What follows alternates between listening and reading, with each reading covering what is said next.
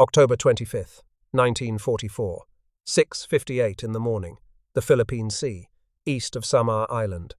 Commander Ernest Evans stood on the bridge of the United States destroyer Johnston when colored geysers of water erupted around his ship, red, yellow, green, pink, purple. Each color meant a different Japanese warship had found the range. Each geyser climbed 100 feet into the air. The largest naval force Japan had left in the Pacific had just appeared on the northern horizon, and it was heading straight for Evans and the 12 other ships of Taffy 3. Evans was 36 years old. He was half Cherokee and 1/4 Muskogee Creek, born in Pawnee, Oklahoma.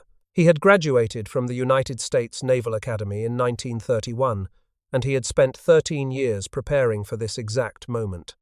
The force bearing down on him included 4 battleships, 6 heavy cruisers, 2 light cruisers, and 11 destroyers.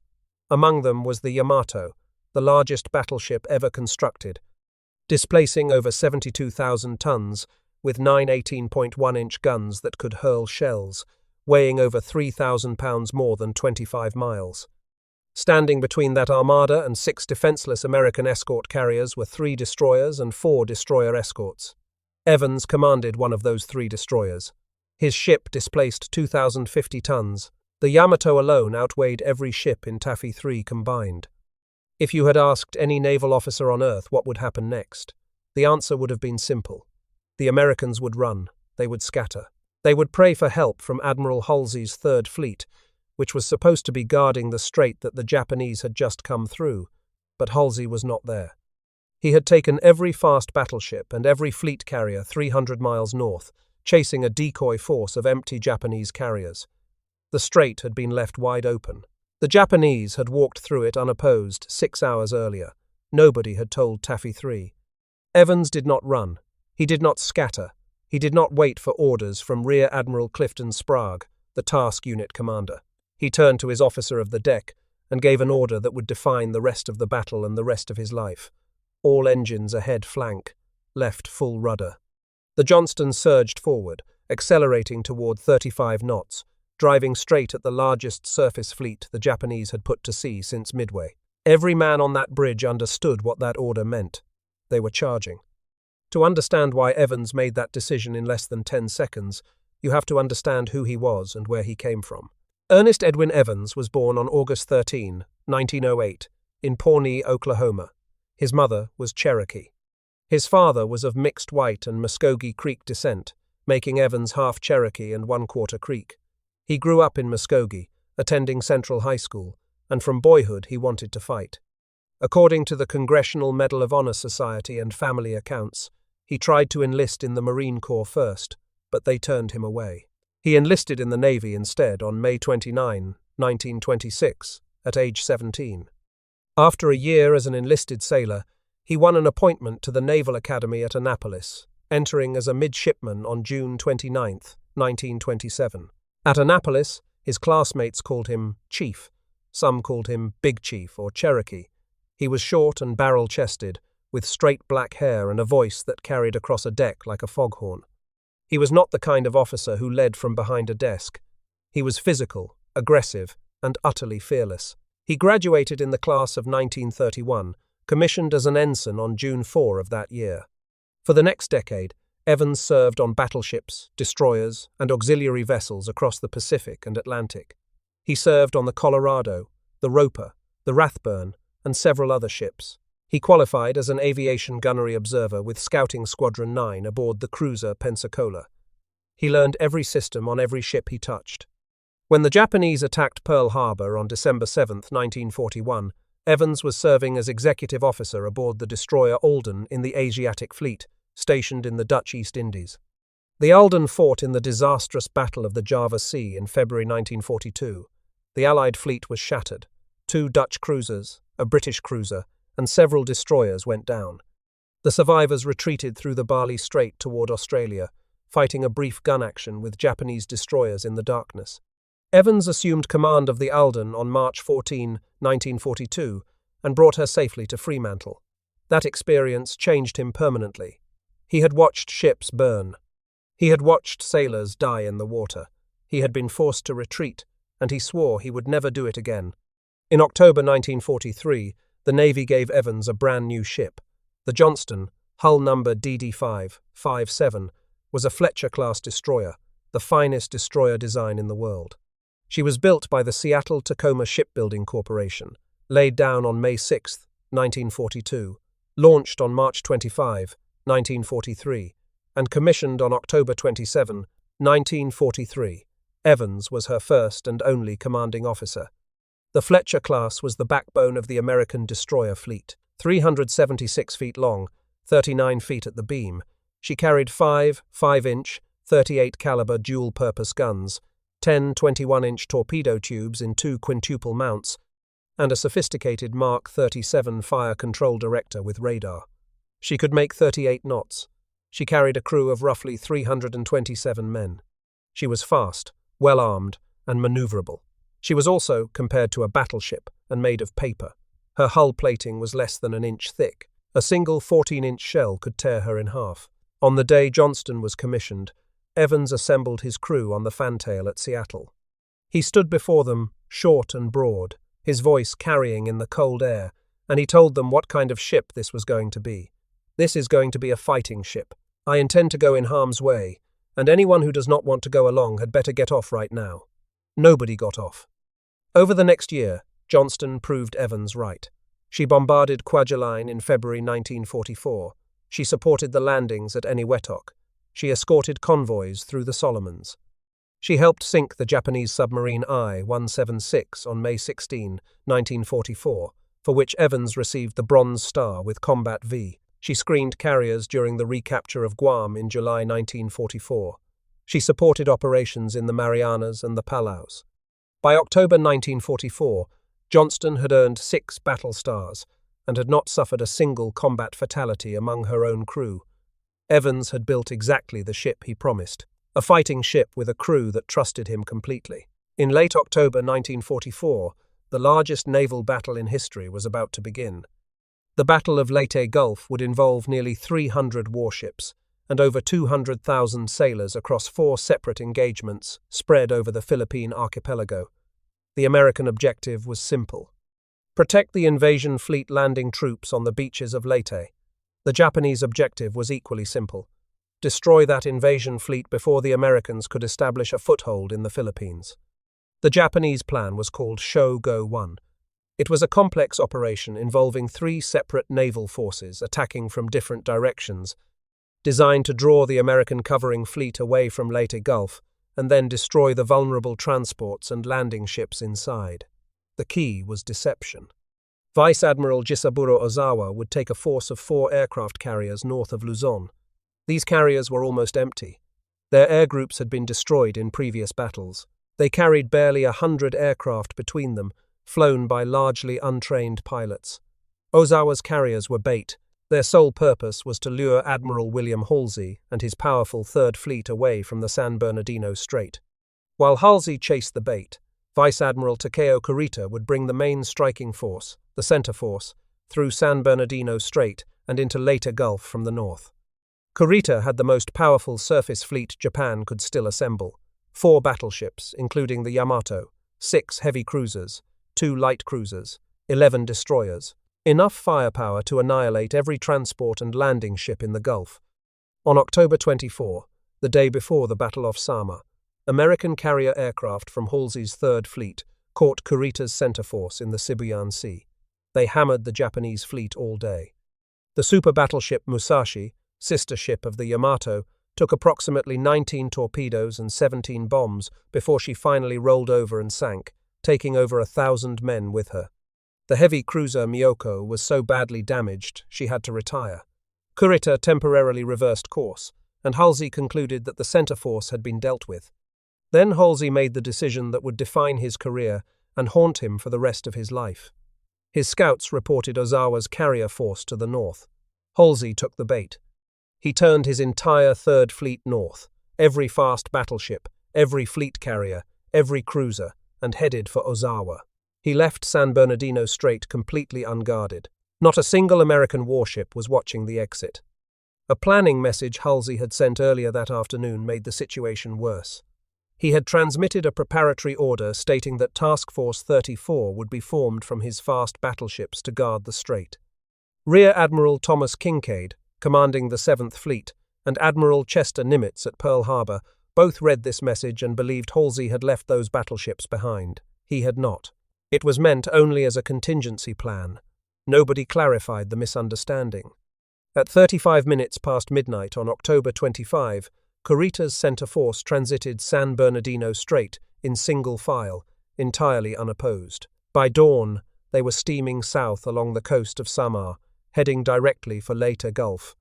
The only thing between Kurita and the invasion beaches was Taffy 3, Task Unit 77.4.3, commanded by Rear Admiral Clifton Sprague from the escort carrier Fanshawe Bay. Taffy 3 consisted of 6 Casablanca-class escort carriers, small, slow ships with a top speed of roughly 18 knots, each carrying about 28 aircraft. They were built on merchant ship hulls. Their flight decks were made of wood. They had a single 5-inch gun each. They were never meant to fight surface warships. They were designed to provide air support for the troops on the beaches and to hunt submarines. Protecting them were 3 Fletcher-class destroyers, the Hoel, the Heermann, and the Johnston, plus 4 Butler-class destroyer escorts, the Dennis, the John C.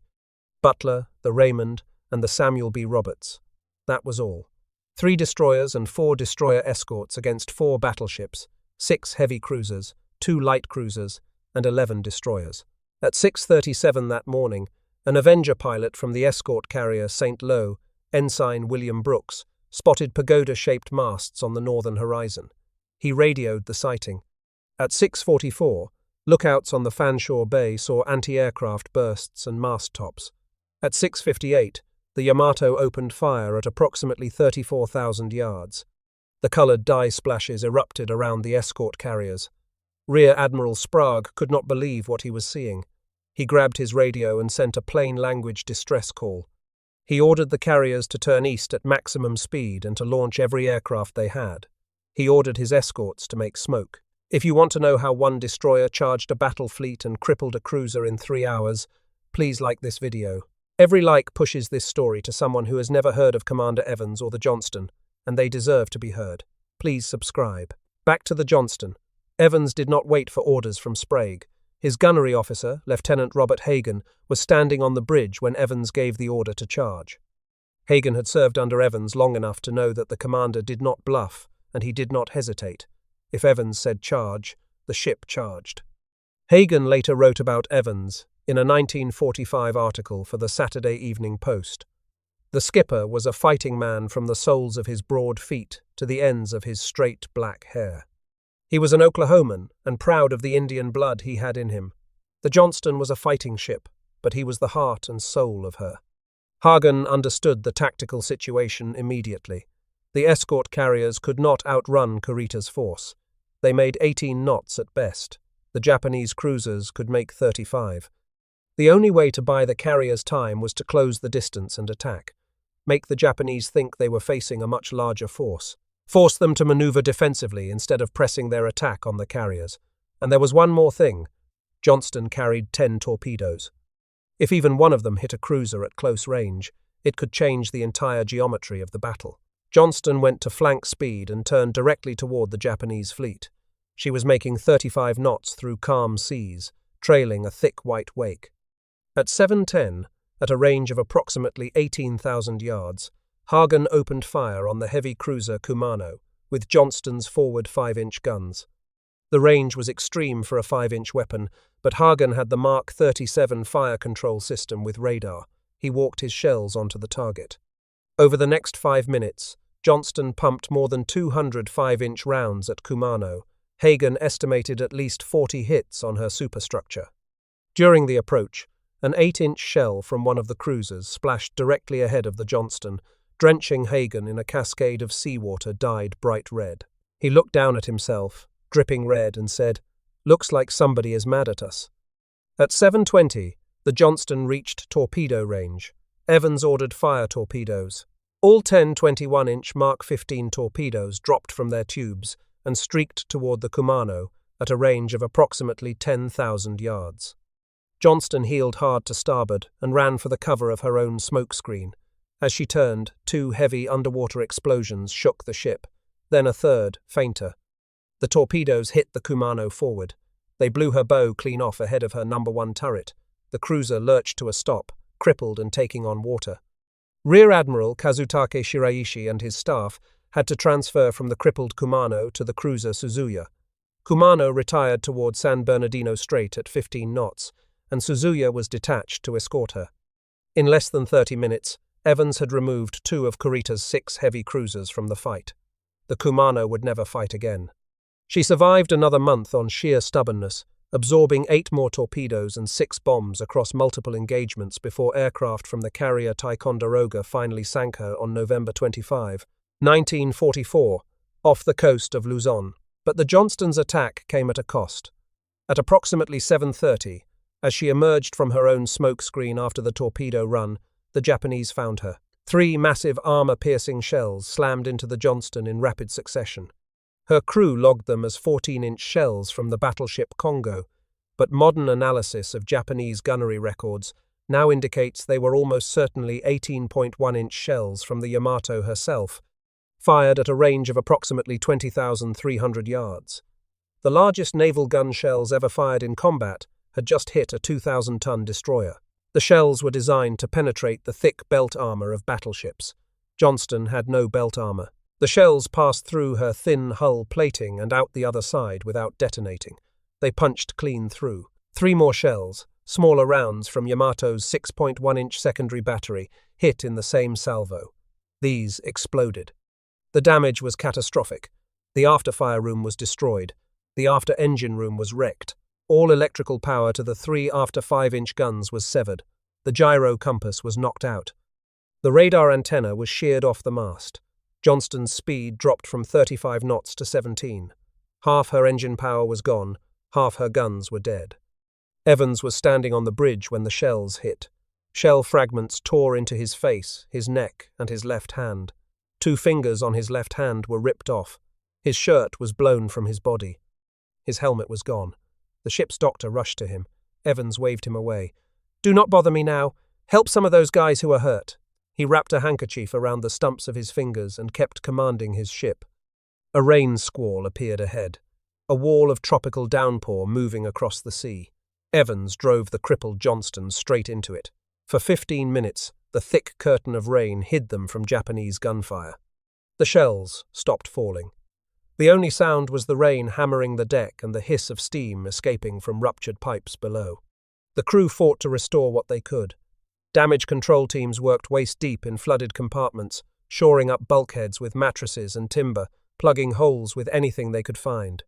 Engineers in the forward fire room kept the 2 forward boilers running, feeding steam to the forward engine. Electricians rerouted power through emergency cables to the 3 forward 5-inch guns. The after half of the ship was a wreck, flooded, burning and dark, but the forward half could still fight. Hagen checked his ammunition supply. The 5-inch magazines were still stocked. He had hundreds of rounds left for the 3 working guns. The Mark 37 fire control director was damaged but partially functional. The torpedo tubes were empty, all 10 fish already in the water or in the Kumano, but the guns could still reach out and hurt something. Johnston was cut in half as a fighting machine, but she was not finished.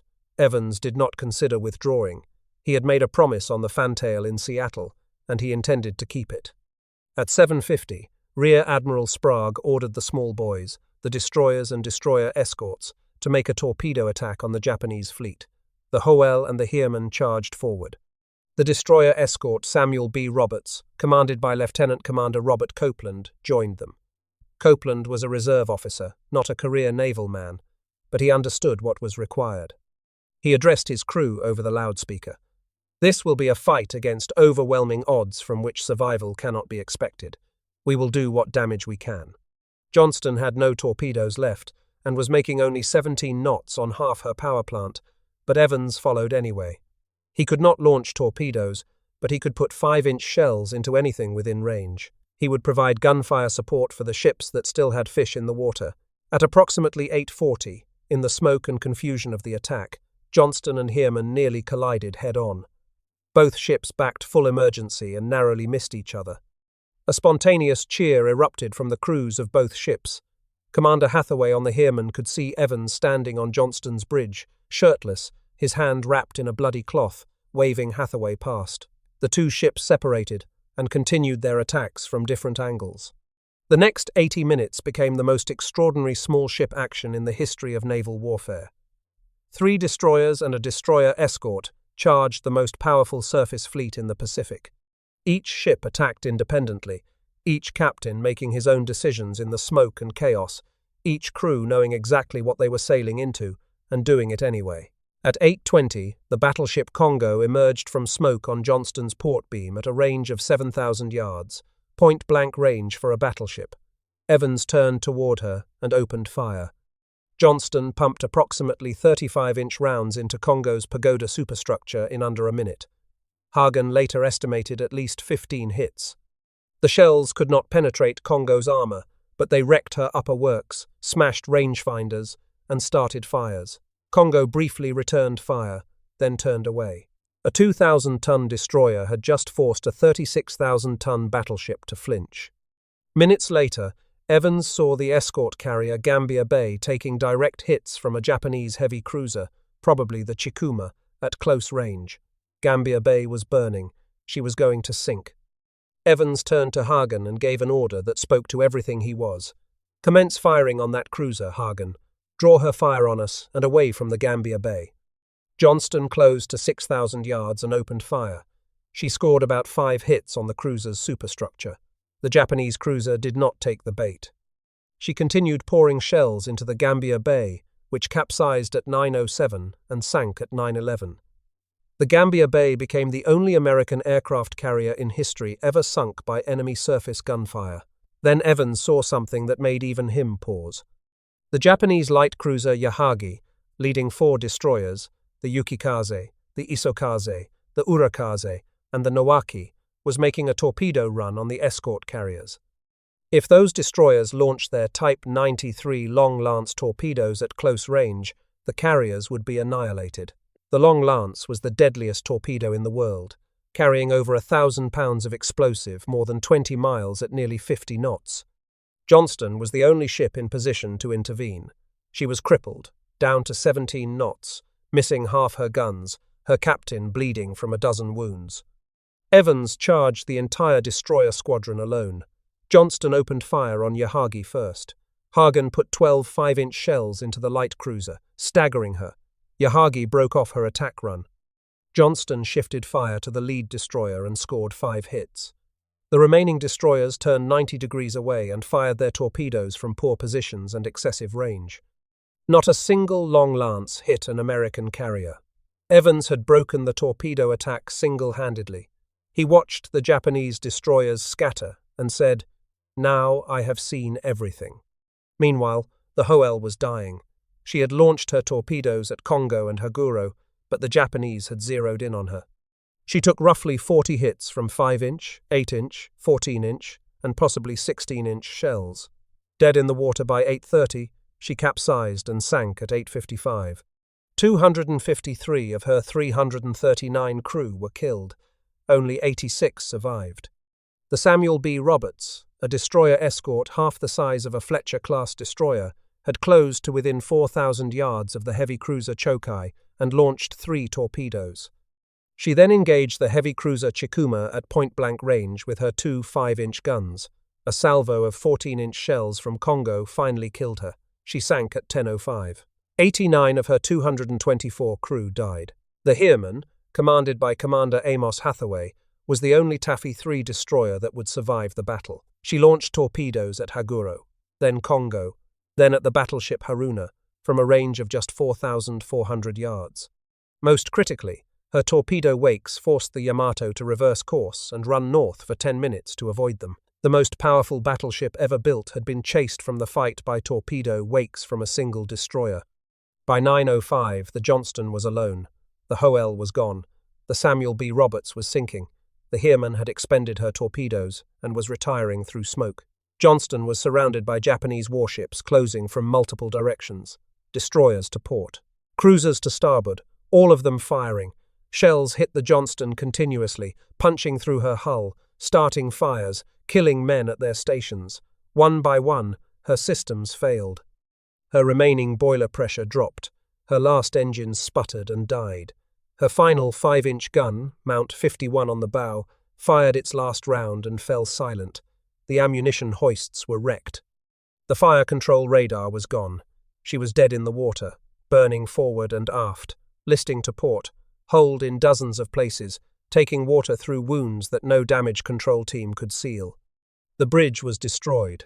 The helm was smashed. The engine order telegraph dangled from severed cables. Evans had moved from the wrecked bridge to the fantail, walking aft through a ship that was dying around him. The ship's steering mechanism in the wheelhouse was gone. The only way to control the rudder was by hand, with men crammed into the steering engine room deep below the waterline, physically turning the massive rudder assembly on verbal commands relayed through an open hatch. Evans stood on the fantail, fully exposed to enemy fire, blood running from the stumps of his missing fingers, his face and neck torn by shrapnel, shouting steering orders down through that hatch to the men turning the rudder by hand. He kept trying to maneuver, to present the smallest possible target, to dodge the shells still raining in. But there was nothing left to maneuver with and nothing left to shoot. The Johnston was a hulk. She was on fire from stem to stern. The sea was pouring in through holes below the waterline. Evans knew she was finished. At 9:45, Evans gave the order to abandon ship. The crew went over the side into the warm Philippine Sea. Some climbed into life rafts. Some grabbed floater nets. Some simply jumped and swam. At 9:55, the crew had cleared the ship. Johnston lay on her side, burning, sinking slowly by the bow. A Japanese destroyer, almost certainly the Yukikaze, commanded by Commander Masamichi Terauchi, closed to within 1,000 yards of the sinking Johnston. The Japanese crew lined the rail. Every man on that deck stood at attention. An officer on the bridge wing raised his hand in salute. Survivor, Robert Billy, floating in the water, watched them. It appeared to him that every man on her deck was standing at attention, like a muster, giving them one big salute. By Japanese tradition, Commander Terauchi later said he saw an American officer in a lifeboat returning the salute, and believed it to have been Evans. Whether Evans was truly in that lifeboat, or whether the gesture was shaped by later memory, no one can say for certain.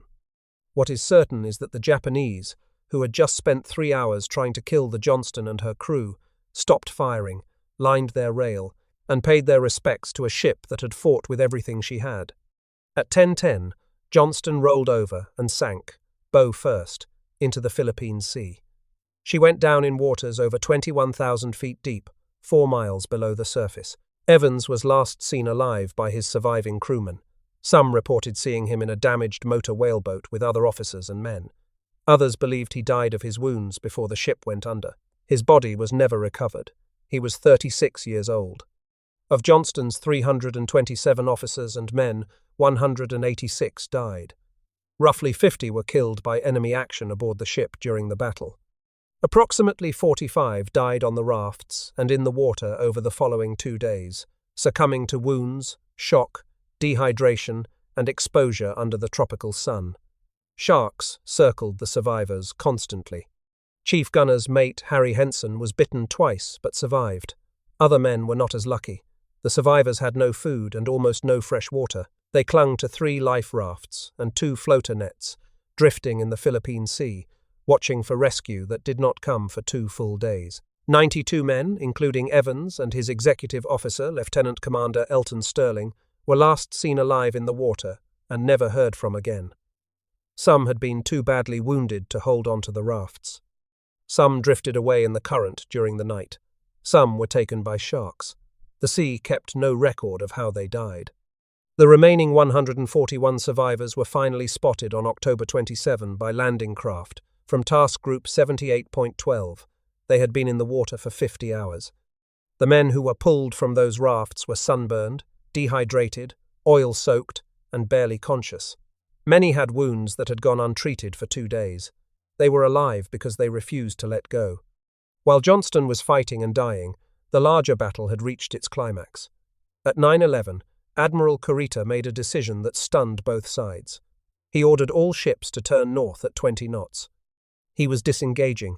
He was retreating. The most powerful surface fleet in the Japanese Navy had been turned back by escort carriers, destroyers, and destroyer escorts. Kurita believed he had been fighting Halsey's main fleet carriers and cruisers. The ferocity of the American attack, the torpedo runs by ships that should have been running, the gunfire from destroyers that charged battleships instead of fleeing, all of it convinced him he was facing a much larger force than he actually was. The smoke screens laid by the American destroyers had hidden the true composition of Taffy 3. The constant air attacks from planes launched by the escort carriers created the impression of fleet carrier air power, and 3 of his 6 heavy cruisers were now out of action. Chokai had been crippled when a 500-pound bomb from a Taffy 3 Avenger struck her forward machinery spaces, knocking out her engineering plant. She went dead in the water and was scuttled by the destroyer Fujinami, which took off her crew. Fujinami herself was sunk 2 days later by American carrier aircraft with all hands, taking every Chokai survivor down with her. Chikuma had taken a torpedo from an Avenger pilot, Lieutenant Richard Deichmann from the escort carrier Manila Bay, and was finished off hours later by 3 more torpedoes from Avengers of the Omani Bay Air Group. The destroyer Nowaki rescued Chikuma's crew, but Nowaki was sunk the following night by the cruisers Vincennes, Miami, and Biloxi, and the destroyer Owen, again with all hands, again taking every Chikuma survivor to the bottom. Suzuya was lost when a near-miss bomb detonated her own Type 93 long-lance torpedoes in their mounts. The resulting fire could not be controlled. Her crew was evacuated by the destroyer Okinami, and she capsized and sank roughly 90 minutes after the order to abandon ship. The fates of those crews carry their own weight. Every survivor rescued from Chokai died when Fujinami went down. Every survivor rescued from Chikuma died when Nowaki went down. The Japanese Navy lost not only the cruisers, but every man who had been pulled from the water. The sea took them twice. By 12:30, Kurita had turned west and retreated back through San Bernardino Strait. The invasion fleet at Leyte was safe. The beachhead was secure. The Battle of Leyte Gulf was over. The cost of Taffy 3's stand was staggering. 2 destroyers sunk, Johnston and Howell. 1 destroyer escort sunk, Samuel B. Roberts. 2 escort carriers lost. Gambier Bay went down to surface gunfire, the only American carrier ever sunk that way. St. Lo was hit by the first organized kamikaze attack in history, struck by a Zero, piloted by Lieutenant Yukio Seki at 10:51. The bomb carried by the aircraft penetrated the flight deck and detonated in the hangar, setting off armed torpedoes and bombs stored for the next launch cycle. The chain of explosions tore St. Lo apart. She sank at 11:25 with 113 dead. Kalanin Bay was also struck by 2 kamikazes but stayed afloat, her crew fighting fires and flooding for hours. Fanshawe Bay, Kitkun Bay, and White Plains all took shell hits and near misses but survived. Over 1,000 American sailors were killed in 2.5 hours of surface action. Hundreds more were wounded. The survivors of the sunken ships drifted for days, but they had stopped Kurita. They had saved the invasion. They had done what no one believed was possible. The question of why Taffy 3 was left unprotected led to one of the most famous messages in naval history. At 10:00 hours on October 25, while Johnston was making her last stand, Admiral Halsey aboard the battleship New Jersey received a message from Admiral Nimitz at Pearl Harbor. The original text, with security padding added by the communications officer, read, "Turkey trots to water. Where is, where is Task Force 34? The world wonders." The phrases "Turkey trots to water" and "the world wonders" were random padding, added to the beginning and end of the message to confuse enemy codebreakers.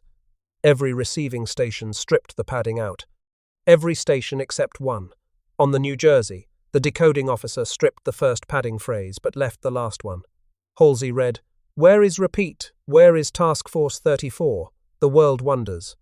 He interpreted those last 3 words as a deliberate rebuke from Nimitz. The paper rattled in his hands. He tore off his cap and threw it to the deck. His chief of staff, Rear Admiral Robert Kearney, had to grab him by the shoulders and tell him to pull himself together. Halsey finally turned his fleet south, but he arrived hours after Kurita had already withdrawn. Evans was initially recommended for the Navy Cross. The recommendation was upgraded to the Medal of Honor. His citation described how he was the first to lay a smokescreen and open fire as an enemy task force, vastly superior in number, firepower, and armor, rapidly approached. how he gallantly diverted the powerful blasts of hostile guns from the lightly armed and armored carriers under his protection, how he launched the first torpedo attack when the Johnston came under straddling Japanese shellfire, how, undaunted by damage sustained under the terrific volume of fire, he unhesitatingly joined others of his group to provide fire support during subsequent torpedo attacks, how he outshooted and outmaneuvered the enemy, consistently interposing his vessel between the hostile fleet and the carriers, how, despite the crippling loss of engine power and communications with steering aft, he shifted command to the fantail, shouted steering orders through an open hatch to men turning the rudder by hand, and battled furiously until the Johnston, burning and shuddering from a mortal blow, lay dead in the water after 3 hours of fierce combat. On September 28, 1945, in San Pedro, California, Evans's widow Margaret accepted the Medal of Honor on his behalf. Their 2 sons, Ernest Jr., age 13, and Jerry David, age 12, stood beside her. Evans became the first Native American in the United States Navy to receive the Medal of Honor.